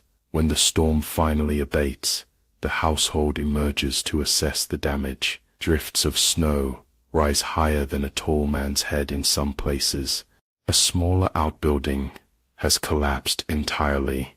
2 sheep are found frozen in their pen. The losses could have been worse. Everyone agrees. The preparations were adequate. The response swift enough. They have survived another test of their resilience. For you, something unexpected has emerged from those 3 desperate days, a dangerous seed of pride. You contributed to the household's survival. Your labor mattered. Your strength and endurance were tested and proved sufficient. This sentiment feels perilous, a step toward acceptance of your captivity, toward finding meaning within bondage rather than in resistance to it. Yet the feeling persists, complicated and troubling. Daily life resumes its familiar patterns as the winter continues. The household's supplies of preserved food begin to dwindle, portions grow smaller, meals simpler. This is the hunger moon, Inga explains, when winter tests the adequacy of autumn's preparations. Everyone eats less now, even the master and his family. Spring's renewal seems impossibly distant. Your body has changed with the seasons of captivity. You are thinner but stronger, your muscles adapted to specific repetitive labors. Your skin has grown paler in the northern winter, your hands roughened by work and cold. Sometimes, catching a glimpse of your reflection in a bucket of water or polished metal, you barely recognize yourself. The person from your homeland, the one with dreams and connections and a place in the world, seems to belong to another lifetime entirely. Language changes you as well. Your native tongue recedes further into memory as Norse fills your daily thoughts. Sometimes you reach for a word in your mother language, only to find it elusive, replaced by its Norse equivalent. Dreams come now in a confused mixture of both tongues, neither fully accessible, neither entirely lost. This internal erosion feels like betrayal, yet what alternative exists? To survive is to adapt. To adapt is to become something other than what you were. The youngest child of the household, a girl perhaps 5 years old, falls ill as winter's grip tightens. Her fever burns dangerously high. Her breathing grows labored. Her small body convulses with coughing. The household mobilizes all resources to save her. Healers are consulted, herbs administered, sacrifices offered to gods of health and protection. You are assigned to help the child's mother tend to her day and night, keeping cold cloths on her forehead, helping her swallow broth and medicinal teas, monitoring her breathing through the darkest hours. For 3 days and nights, life and death struggle for possession of this small, fierce soul. You witness the mother's terror, the father's helpless rage against an enemy he cannot fight with sword or strength. You see how completely they love this child how her suffering tears at something fundamental in them, and in watching, something shifts in your understanding of these people who own you. They are capable of love, of fear, of desperate hope. Their capacity for tenderness exists alongside their capacity for cruelty. This complexity makes them more human and somehow more terrible in their casual ownership of others. The child survives. Her fever breaks on the fourth night. Her breathing eases. Her small hand finally relaxes its desperate grip on her mother's fingers. The household rejoices. Extra food appears at meals. Music plays in the hall that evening. Thanks are offered to merciful gods. You are publicly acknowledged for your assistance. A nod from the master himself. An extra portion of mead. Words of gratitude from the child's mother that sound somehow like she's thanking a person rather than praising a useful tool. This acknowledgement creates confusion within you. Should you feel pride in contributing to this child's survival, resentment at being praised for performing an assigned duty, satisfaction at being seen, however briefly, as more than property? These conflicting responses have no resolution. They simply exist together, evidence of how thoroughly captivity has fragmented your sense of self. Gradually, subtly, the quality of light changes. Days lengthen by small increments. The brutal edge of winter's cold begins to dull, if only slightly. Birds not seen for months return to the trees around the homestead. These signs of approaching spring bring both hope and anxiety. The thaw will mean new kinds of work, plowing, planting, building repairs, but also the reopening of roads and sea routes. Trading will resume. Markets will be held. More captives will arrive from spring raids, and some currently here may be sold elsewhere. The new captives from your homeland have survived their first northern winter. You see them more frequently now, as outdoor work becomes possible again. Their physical appearance has changed, as yours did. Thinner, paler, harder, but the change in their eyes is more significant. That initial shock, the disbelief of their circumstance, has been replaced by a dull acceptance. Perhaps not surrender, not complete erasure of self, but accommodation to what cannot be changed. You recognize this transition because you've undergone it yourself. One evening, as you empty kitchen waste into the compost heap, you encounter the woman who shared your journey. She is doing similar work for another part of the household. For a brief moment, you are alone together, hidden from immediate observation by the gathering dusk. You risk speaking in your native tongue, your voice rusty with disuse of those particular sounds. Have they treated you badly? She glances around before answering, her voice barely audible. No worse than others, better than some. I'm still alive. The baseline has shifted so dramatically. Mere survival now counts as fortune. Do you still remember? Does you ask? The question encompassing everything. Home, family, freedom, identity. The less each day, she admits. Sometimes I try to recall my mother's face, and cannot. This confession strikes you like a physical blow. You have experienced the same erosion of memory, but hearing it acknowledged by another makes the loss freshly painful. We must remember, you insist, though the words sound hollow even to your own ears. Remember for what purpose, to what end? When remembering changes nothing about your present circumstances and only sharpens the pain of what's lost. She doesn't answer directly. Instead, she asks, do you think they'll sell us when the trading ships return? It's possible. Depends on whether they need your labor here or value the trade goods more. The calculation sounds cold, clinical, but it's simply reality. Your value is measurable, comparable, exchangeable. If the master needs silver more than he needs your specific form of labor, you will be converted from one asset to another.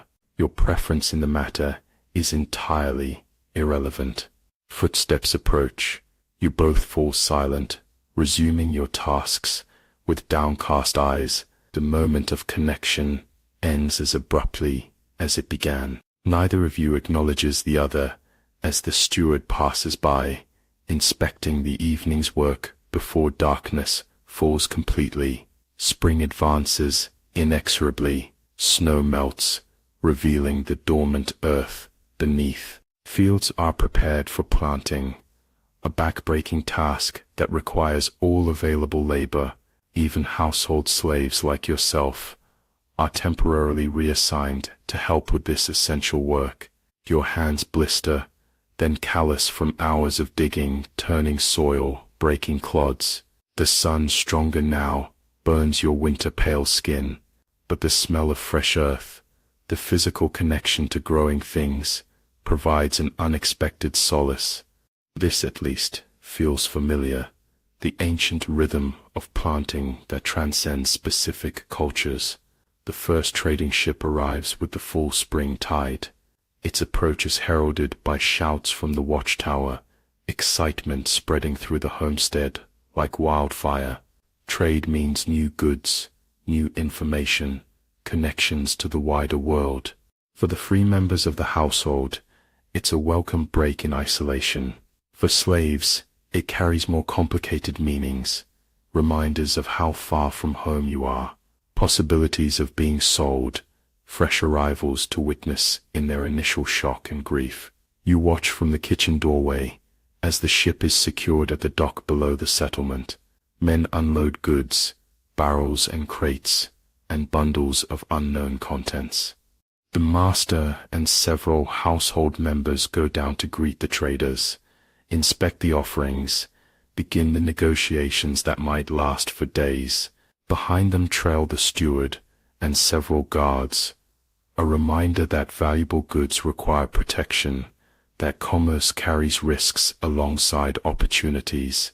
That night, traders are welcomed in the hall, given the hospitality required by custom. Extra food is prepared, the best ale brought out, sleeping arrangements made for these temporary guests. From your position serving in the kitchen, you observe them, weathered men with calculating eyes, their bodies decorated with symbols of their travels and successes. They speak of distant shores, of political changes in far-off kingdoms, of opportunities and dangers in the season ahead. Their conversation eventually turns to raids, planned for the summer months. Potential targets are discussed, strengths and weaknesses assessed. They speak of monasteries with their stores of gold and silver, of coastal villages with their supplies and population, of rival settlements that might be weakened by recent conflicts. They talk of these places perhaps, like your former home, as a farmer might discuss which fields to harvest. Calculation rather than cruelty drives their planning, which somehow makes it more disturbing, not less. You serve silently, refilling cups, removing empty platters, your presence not even registered by those engaged in conversation. This invisibility is both protection and erasure. You witness, without being witnessed, gather information while being considered too insignificant to matter. But what value does this information have for someone in your position? Knowledge without power is merely another form of torture, understanding clearly the forces that control you without having any means to affect them. Days pass in continuous negotiation between the household and the traders. Goods change hands, furs and honey from the homestead stores, exotic fabrics and spices and metal goods from the ship. Information is exchanged, which settlements are prospering, which chieftains have died or risen to power, which areas might be dangerous to visit. Relationships are reaffirmed through gift-giving, shared meals, promises of future cooperation. Then comes the transaction you've been dreading. The traders are invited to inspect the household's excess as slaves, those deemed dispensable for the right price. The young man assigned to the smithy is brought forward, his strength and skills described in detail. One of the field workers, not from your homeland, but captured in an earlier raid, is presented next. The master seems reluctant to part with too many laborers before the busiest season, but the lure of valuable trade goods proves persuasive for these selected few. The woman who shared your journey is among those presented. You watch from a distance, stomach clenched with tension, as she is examined like livestock, her teeth checked, her limbs inspected, her general health assessed. The traders confer, offer a price, negotiate. Agreement is reached. Just like that, ownership transfers. By tomorrow she will be gone, taken to another settlement, perhaps, or eventually transported even further from the homeland you both have lost. That night, you risk much to visit the outbuilding where those sold are kept until departure. A single guard dozes outside the door. You wait until his head nods in deeper sleep, then slip past, entering the darkness within. Eyes adjust to reveal huddled forms on the floor, people waiting for yet another forced journey to an unknown destination. "It's me," you whisper, in your native tongue, moving toward where you think the woman is sitting. "Why have you come?" Her voice sounds empty, resigned. "There's nothing to be done." "I know. What can you possibly say? That you'll remember her? That you wish her well? That someday, somehow, things might improve? All lies, or impossibilities. When they put me on that ship," she says quietly, "I will throw myself into the sea at the first opportunity." The simple declaration hangs in the darkness between you, not a plea for help or intervention, not a cry of despair, simply a statement of intention, of the one choice she feels remains available. Your life is still your own, you finally respond, even if everything else has been taken. Is anything truly ours anymore? The question has no answer, or none that brings comfort. You reach out, finding her hand in the darkness. Squeeze once, briefly. This small human contact, freely chosen, uncommodified, feels like the only true thing in a world of falsehood. Then you slip away, back through the door, past the still dozing guard, into the night. Tomorrow she will be gone, and you will remain. Neither fate offers much to envy. Morning brings the departure of the trading ship, taking with it goods, information, and human cargo. You watch from the kitchen window as the sails catch the wind, carrying the vessel away toward the horizon. There is no opportunity for final words, final glances. Those sold are simply gone, like stones dropped into deep water, leaving barely a ripple behind. Life in the homestead adjusts to these small changes in personnel. Tasks are reassigned, workloads redistributed, new hierarchies form among the remaining slaves. Your position in the kitchen remains secure for now. Your growing competence with the language and the specific skills you've developed make you valuable in your current role. This stability brings both relief and guilt. Relief at the predictability of your immediate future, a guilt at finding any comfort in a situation founded on fundamental injustice. Summer approaches with lengthening days and warming temperatures. The household's activities shift increasingly outdoors, tending crops, repairing structures damaged during winter, preparing ships for summer journeys.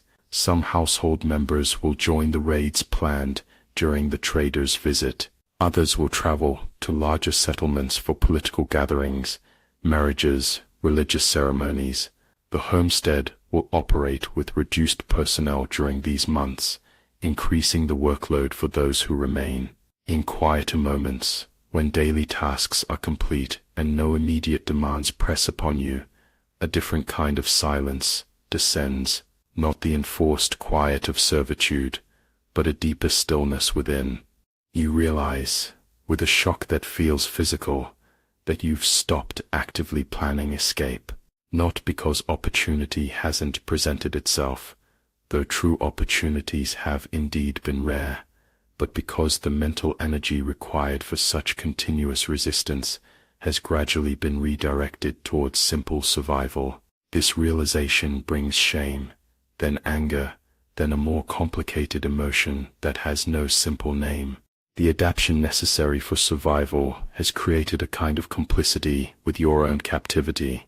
You perform your tasks, not merely to avoid punishment, but because the role has become, in some small way, part of your identity. The person you were before capture has not been entirely erased, but neither does that person exist intact beneath the exterior of compliance.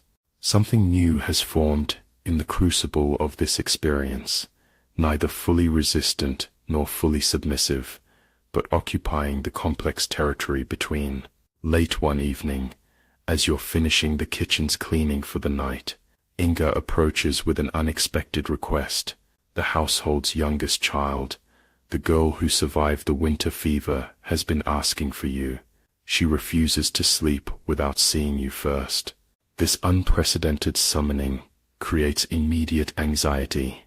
Direct interaction with the family outside your designated tasks invites complications, misunderstandings, potential danger, but refusal is not an option. You follow Inga to the family's private quarters, a part of the homestead you've never entered before.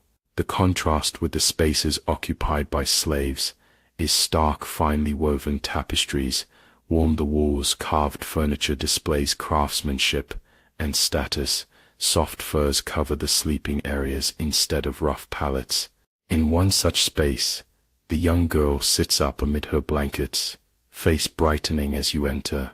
She speaks to you directly, unusual in itself, as most free members of the household address Inga or other supervisors with instructions for you rather than speaking to you personally.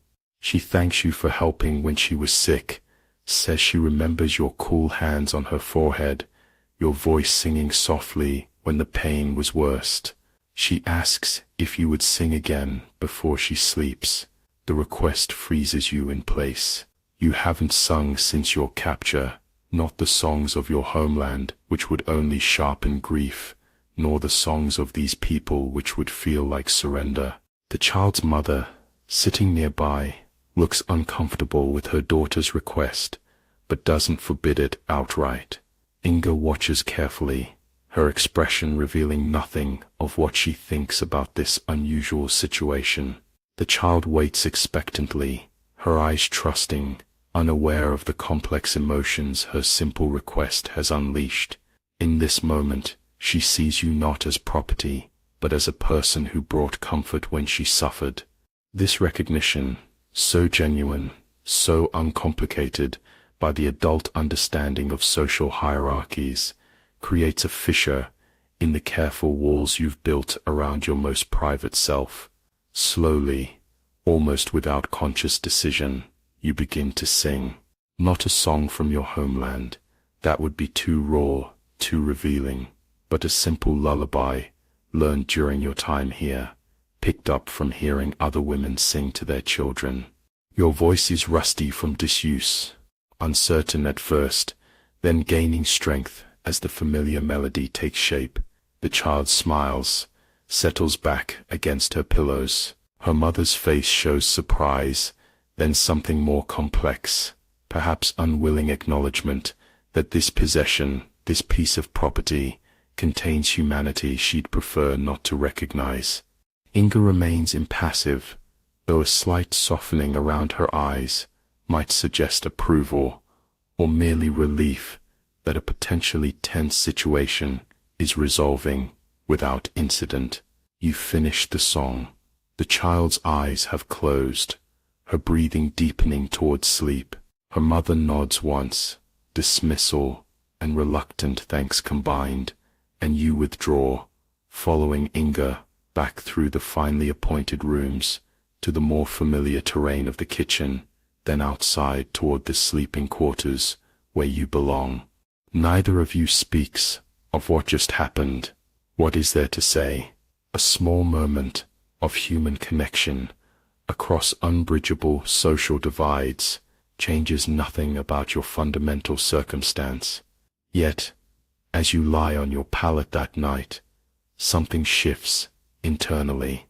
The voice that has been silenced, not just your speaking voice, constrained by language barriers and social position, but your essential voice, the expression of your deepest self, has found the smallest outlet.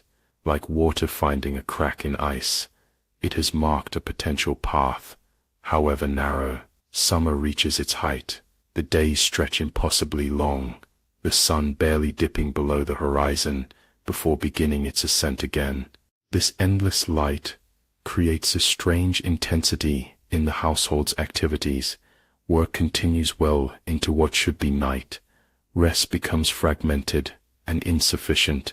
Tempers fray in the constant brightness. Even Inga grows short-tempered, snapping at minor infractions she would normally ignore. The raiding parties return from their expeditions, ships laden with goods and new captives. The scene is depressingly familiar. Shell-shocked people dragged from the vessels, sorted, temporarily housed, then either integrated into the household labor force or transported to market for sale. You witness their arrival with complex emotions, sympathy for their suffering, memory of your own similar experience, and a troubling sense of distance. Their raw grief and disbelief belong to a phase of captivity you've moved beyond, a fresh wound compared to your scarred-over injury. Among the new captives is a girl hardly older than a child, perhaps 13 or 14 years. Something in her face, her bearing, reminds you painfully of your younger sister.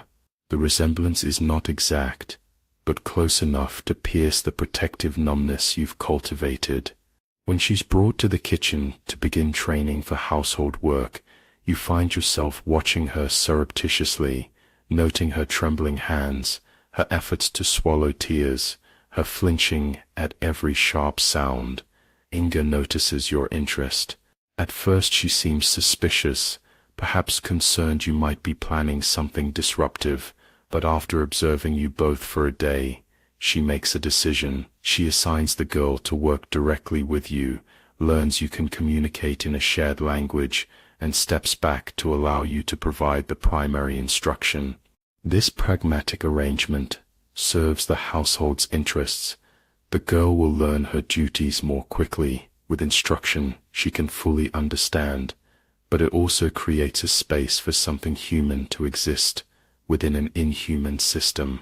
As you teach her the kitchen tasks, you also teach her how to survive this new reality. When to keep her eyes lowered, and when it's safe to observe which members of the household have cruel tendencies and which can be trusted to follow predictable rules. How to appear adequately submissive while maintaining some internal distance from what's happening. The girl, Adela, she whispers her name when no one else can hear, absorbs these lessons desperately, clinging to your words like a drowning person to floating debris. "Will we ever go home?" she asks one evening, as you both scrub pots after the household's meal. The question is so familiar, so identical to what you asked yourself in those early days, that answering feels like speaking to your past self. "Home may not exist as we remember it," you say carefully, "and even if it does, returning would be." You hesitate, reluctant to extinguish hope entirely, yet unwilling to offer false comfort. "Impossible," she finishes for you, her young voice flat with premature understanding. "Difficult. You amend. Nearly impossible, but we survive here. We adapt." "I don't want to adapt," she says fiercely, then immediately looks around fearfully, worried her tone might have been overheard. "I don't want to become like them." "Adapting doesn't mean becoming like them," you explain, though you're not entirely convinced of this yourself. It means finding ways to remain yourself despite everything, to keep something they can't reach. She considers this, hands continuing their mechanical scrubbing. What do you keep? What remains untouched? The question strikes at the heart of everything you've struggled with these long months. What truly remains of the person you once were? What essential quality has survived the erosion of captivity? The memory, you finally answer, not just of home or family, though those too, but memory of having been free, of having had choices, of having been someone whose life belonged to themselves. Adela nods, slowly. I will remember. She whispers, like a vow or a prayer. Whether she can keep this promise remains to be seen. Memory is not static, but changes with time and circumstance. Your own memories have shifted, some growing sharper with constant revisiting, others fading into indistinctness. The mind protects itself, perhaps, by allowing certain recollections to blur, certain pains to dull, or perhaps this too is adaptation, the gradual adjustment of identity to accommodate an unbearable present. Weeks pass. Adela learns quickly, both the explicit lessons of household tasks and the implicit lessons of survival. Her initial raw terror subsides into wary functionality. You watch this transformation with mixed feelings, relief at her decreased vulnerability, sorrow at the necessity of such adaptation. Sometimes, catching her in an unguarded moment, you glimpse the child she should still be, the normal development that has been interrupted by this violent dislocation. These glimpses hurt more than her tears ever did. Autumn approaches with cooling temperatures and shortening days. The household turns its attention to harvest, preservation, preparation for the winter ahead. Every hand is needed for this critical work, gathering crops, smoking meat, drying fish, storing root vegetables, chopping and stacking firewood. The distinction between house slaves and field workers temporarily blurs, as all labor is directed toward this existential necessity. Working alongside others in the fields, you find unexpected moments of something almost like community, not friendship exactly. The barriers of language, status, and circumstance remain too substantial for that, but a shared purpose, a collective effort toward survival. Songs rise spontaneously as people work, different voices contributing phrases from different cultural traditions, creating an improvised harmony of necessity. Your voice joins occasionally, adding threads from your homeland or from what you've learned here. No one remarks on this participation. It simply becomes part of the harvest soundtrack. One evening, returning from the fields with others, you pass the sacred grove where the household conducts its religious observances. The master and several family members are there, preparing for some autumn ritual. They have adorned the trees with offerings, food, cloth, small carved figures. An animal, a goat, is tethered nearby, clearly intended as sacrifice. The scene should feel alien, pagan, threatening, yet something in the evident reverence, the connection to seasonal cycles and natural forces, resonates with practices from your own cultural background, however differently expressed. Later, Inga explains that the ritual gives thanks for the harvest, while asking protection through the coming winter. The underlying concerns, gratitude for survival, anxiety about future scarcity, transcend specific religious frameworks. These universal human preoccupations connect even the most disparate cultures. The recognition of this commonality creates a strange moment of clarity. These people who have enslaved you are neither monsters nor gods. They are humans, operating within a social system they did not individually create, but collectively perpetuate. This understanding offers no comfort, no absolution for what has been done to you, yet it provides a framework for comprehending the incomprehensible.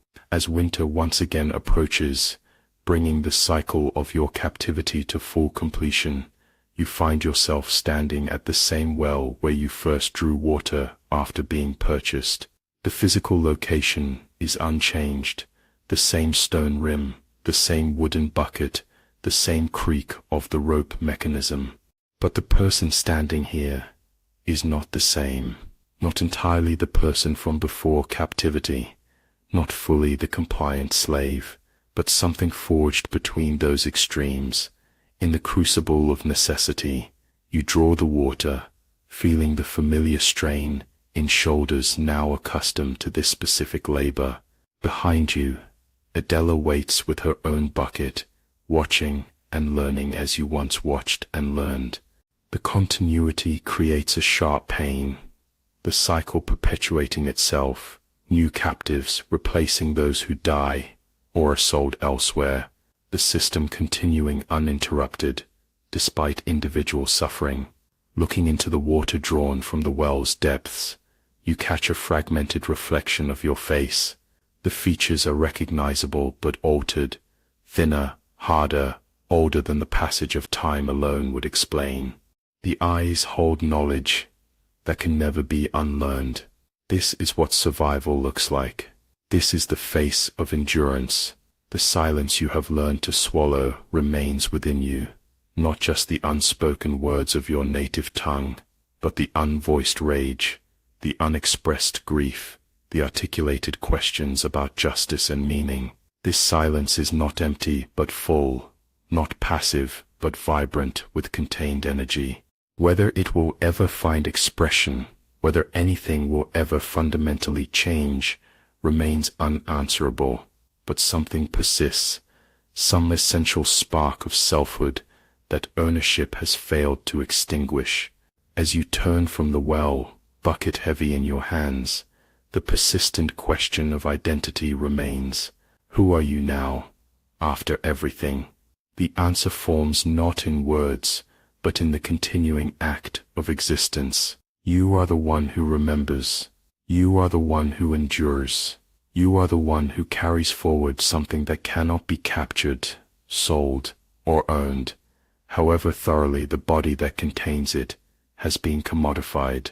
This knowing, this stubborn, unspeakable truth, is what you would not have understood, could not have imagined, had you been asked, on that first day in the Viking slave market. The market assesses value by what can be seen, measured, utilized. It cannot account for what remains invisible but inviolable, the human capacity to exist beyond what is done to us, to carry something essential through the most extreme circumstances, to maintain the silence that protects what cannot be surrendered. You would not have lasted a day in that market, not as the person you were before, but you have lasted many days since, become someone else in the process, someone who knows both the depths of powerlessness and the small, fierce freedoms that persist within apparent submission. This knowledge has no market value. It cannot be traded or sold. Perhaps that is why it remains, when so much else has been taken, the one possession truly your own, carried silently into whatever future awaits.